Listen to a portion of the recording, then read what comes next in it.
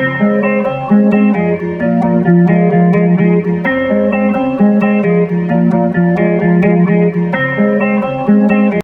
right, everybody, welcome into Around the Felt.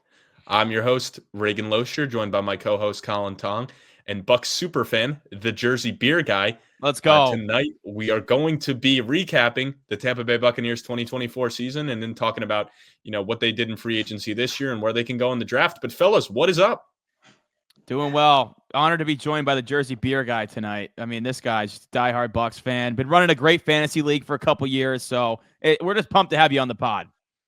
Absolutely. Thank you guys for having me. Thank you for joining the league and doing this. And this, I'm very excited to do this. You're making me realize how much I actually don't know about this game of football and my own team, but this is forcing me to get involved, do some research, and be more part of everything. Let's go. Yeah, that's what we do here. And I know me and you got some big plans to go down to see the Jets Bucs this year in Tampa Bay. So I'm excited to be in your city. Yeah. Oh, that's a good trip. I didn't know you had that planned. Yeah. I mean, we haven't booked tickets because we have no idea when the game's going to be. I mean, if it's like, it could change if it's like Christmas weekend or something, but we're hoping it's okay. You still down? Yeah, Jersey Beer Guy is not there. Let's not give a fuck. We're going to get the Tampa Bay Beer Guy for that week. The Florida Beer Guy that week. Exactly. But Anthony, I'm sorry. Oh, I just exposed his name on the pod. The Jersey Beer Guy. Let's get into it. What did you give the Bucs for their season? What letter grade?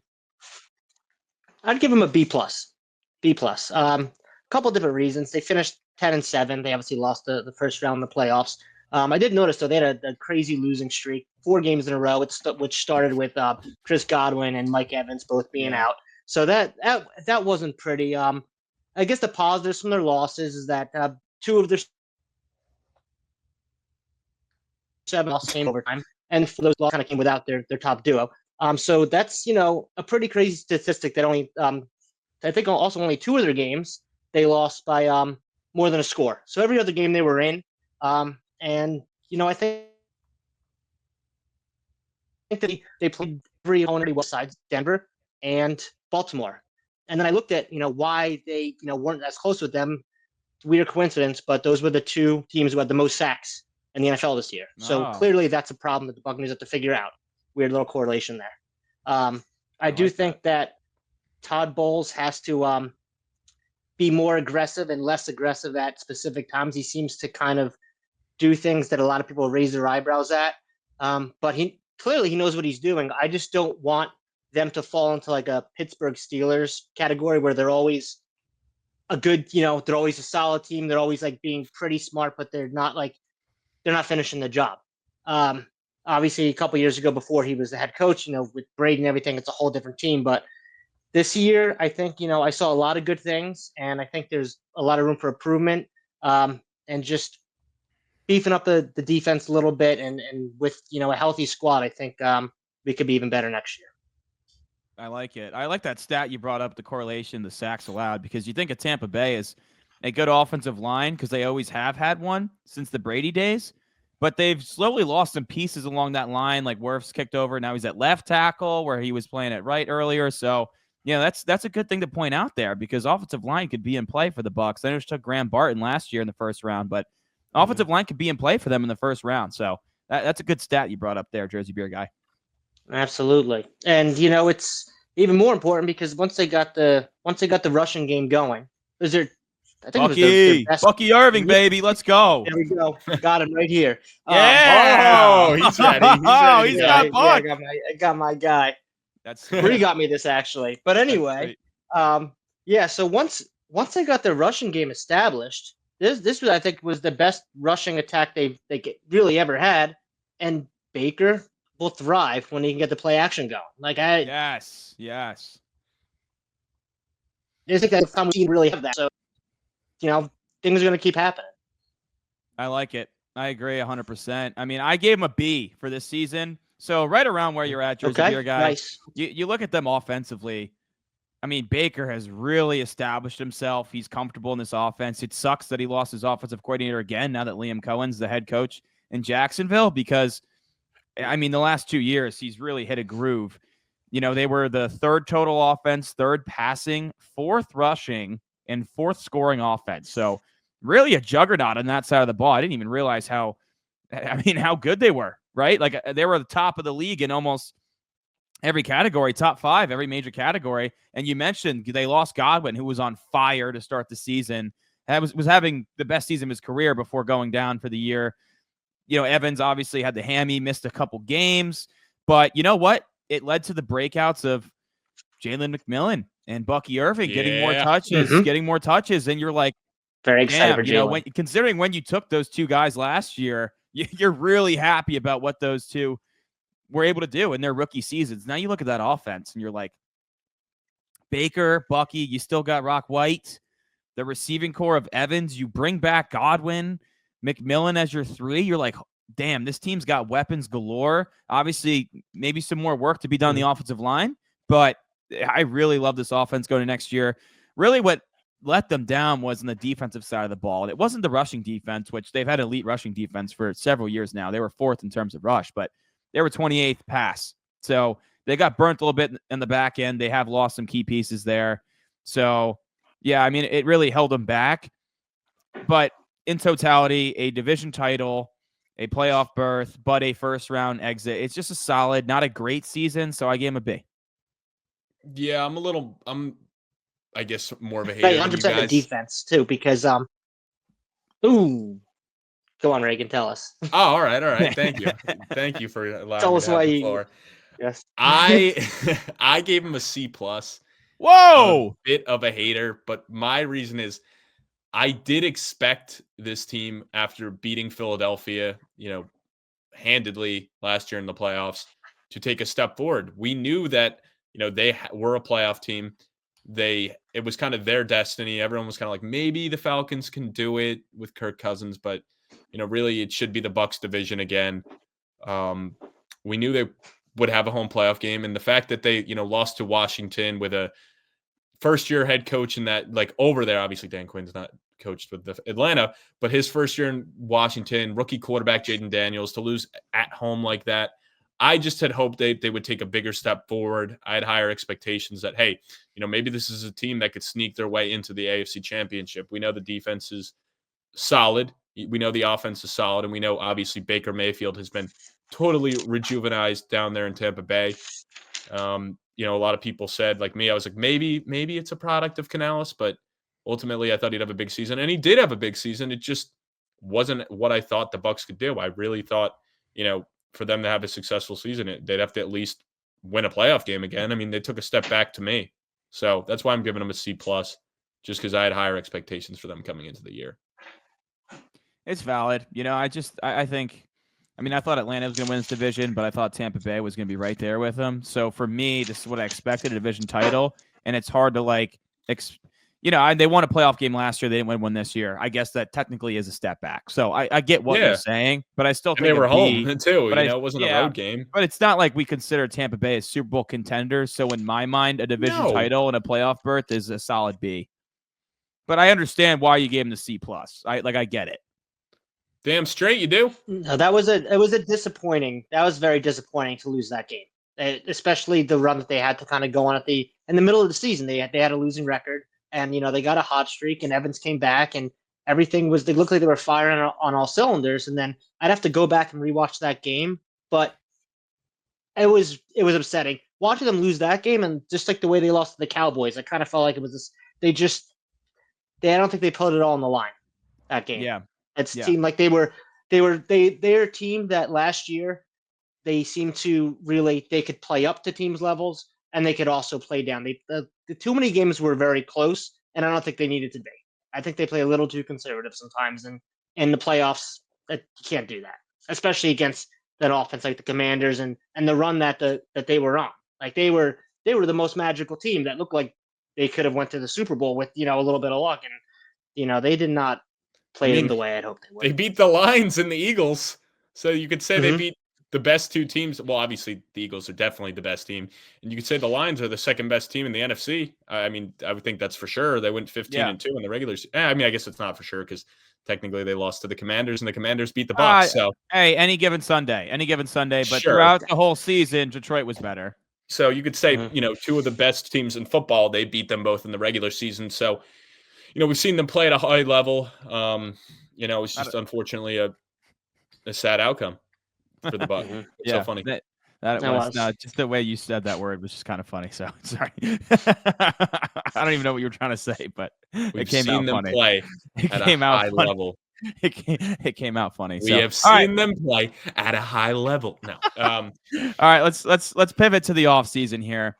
Wait, one quick question for Anthony. Okay. Do you like Todd Bowles? Like, do you want him? Because this is something I wonder. Because when he was with the Jets, it was kind of similar. He's obviously been more successful in Tampa Bay. But do you think he's the long-term answer, or would you like them to move on now that it's 2 years in a row of playoffs, but not really going anywhere? Well, I hope Todd Bowles isn't listening, because the 2 games ago that I was at, I started a fire Todd Bowles chant. Wasn't a smart, Oh, great! So we're gonna wasn't be a in Tampa smart Bay, and maneuver Todd Bowles is because gonna be like, that, this guy. This guy's back. Nah, Who's this other guy he brought? yeah. So to be completely honest, I think I think they need to win I really think they need to, as a fan and as seeing how their team has developed over the past post Brady era, I think they have to go to the Super Bowl this year for them to keep him. They've won the division 4 or 5 years in a row now. They've got together. As isn't young, neither's Godwin. And unless they're trying to like restart this whole team with a new draft class and everything, you got young Bucky Irving, you got Jalen McMillan. If they're trying to like figure out where they're going next, I get it. But while you have the veterans and the young studs that just were drafted, I think they've got to really convince me, and I think convince everyone else not to let him loose, I guess. I think he is a good coach, but again, like I was saying about the Steelers before, you don't want to get trapped in this 9, 7, 10 and 6 every year and game that, but not ever actually move the needle forward and just kind of stay at that level. There's nothing worse than being a good team for 5, 6, 7 years in a row and not bringing it home. Anybody who's rooted for a team for that long and seen how well they could be, they can justify that. Nothing's worse. Like not like maybe seeing your team not make the playoffs in like 15 years, like Reagan over here. But yeah. All right, let's move on to Tampa Bay Bucs pod. Let's move on to the offseason here. So they did bring back Levante David on a 1-year, $7 million deal. Had to do it. A franchise icon. Had to bring him back. Chris Godwin back, 3 years, $72 million. That was a big deal for Godwin. Clearly, they were outbidding teams like the Patriots that were really desperate for a top-tier wide receiver. But, Godwin's drafted in Tampa Bay, wanted to stay, and they gave him a bag, even coming off the injury. So got to respect that. And they brought in Hassan Reddick on a 1-year deal, taking a flyer on a guy that was really good a couple of years ago. Yeah, they did. I think it was like, 14, 15 million. So yeah, 1-year deal. But I was like, how the hell did he get that after last year? I mean, just from the production he's had in the past, I guess. But last year, I mean, clearly all those problems with the contract, this and that. He can't pull that card this year. He has no more leverage. So he hopefully is going to play the full season with Tampa Bay, adding some pass rushing juice, which they do need on the edge there. So, a pretty solid offseason, I think, for Tampa Bay in terms of what the amount of cap space they had. It's not like they were swimming in money, right? So we pivot to the draft here. Tampa Bay picking 19th overall. Anthony, is there a position or a certain player that you kind of have in mind that you would like him to target? I mean, you look at that offense, and I think the only way you could really go is O-line. You're pretty comfortable at quarterback, running back, receiver, in my mind. I like Cade Otton a lot at tight end. So I think this is probably going to be defense here. I think so as well. I think another thing we were talking about before is just like, they had 7 interceptions last year.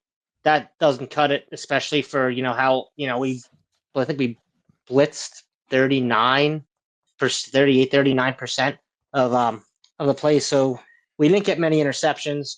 None of them were returned for touchdowns. So defense wasn't scoring for us.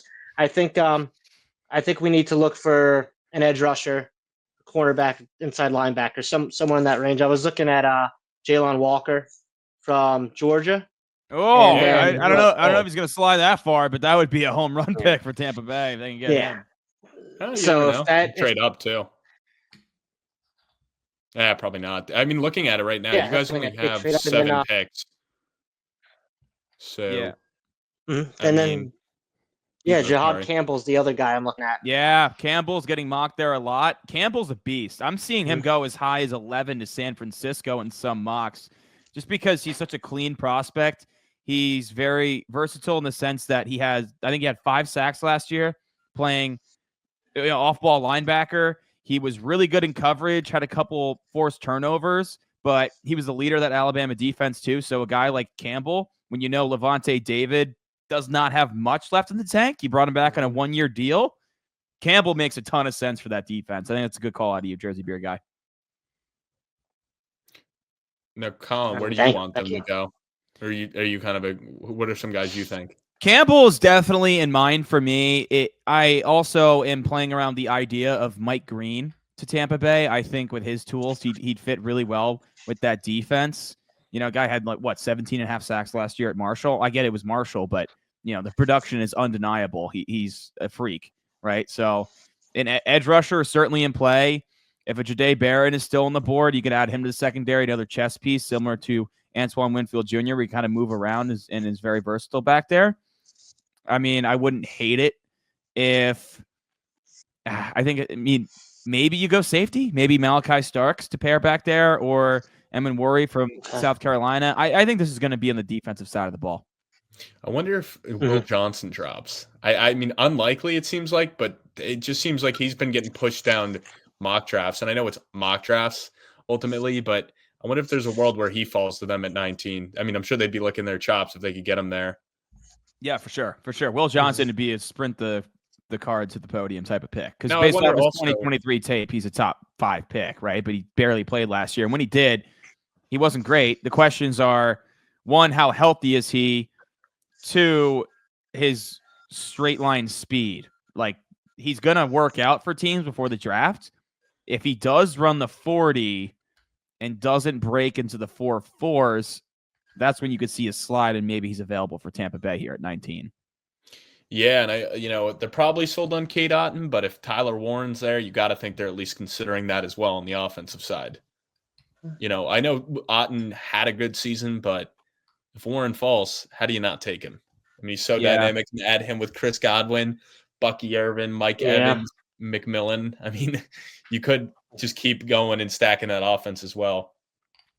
I do really like where Tampa Bay's at right now, though, because they're a playoff team. They're a good team, but they can go a lot of directions here with this pick. So they're kind of opened up to going best player available. It's not like they have a glaring weakness, right? It's not like they have to take a tackle. They have to take a corner. Like, they're a good team that whoever the best player on their board is, they most likely can go that route. Unless it's like, they're not going to go wide receiver here, right? Like that's out of the question. But really anywhere else, on the defensive side of the ball or, along the offensive line, they could attack it and go BPA. I think so. I think the biggest thing is, finding those guys that can start turning the ball over. That's one of the things we need, especially with a team like them who can strike quickly. They want to, get the ball back. Don't even let the other team, start driving down the field. Go up big and then hold them the rest of the game. But that was, I think, their biggest flaw last year was that they could put up, 30 points, but they could also give up 28 points. Yeah, absolutely. Well, let's get Drock in here. Drock, what do you got for questions tonight for the Tampa Bay Buccaneers?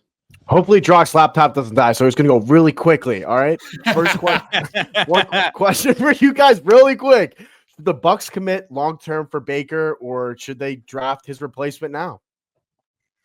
I think you got to go with Baker now, right? I mean, you took Kyle Trask in the second round thinking, oh, this is our insurance policy. We're taking a young guy, and Trask can't even see the field because you brought in Baker as kind of a flyer, and he's established himself as an above-average quarterback at the least, right? I think he's certainly in that top 14, 13 range at this point, given what he's done. And, I mean, you're winning divisions. You're going to the playoffs. He's clearly humbled, and he's the leader of this team. So I think Baker Mayfield is your guy going forward for the Buccaneers. Absolutely. And you guys know Baker's my guy. Come on. I'm going to back Baker all fucking day.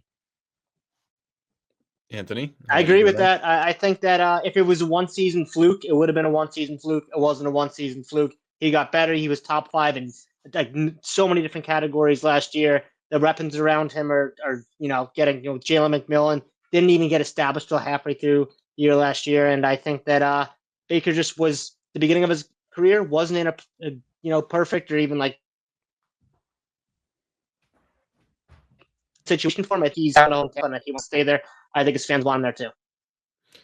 Now, I don't know if he is the long-term answer, but what I will say is I don't think they're going to be in a spot to get someone that would be a better option than him. So I say stick with Baker. I mean, obviously he's on the 3-year deal.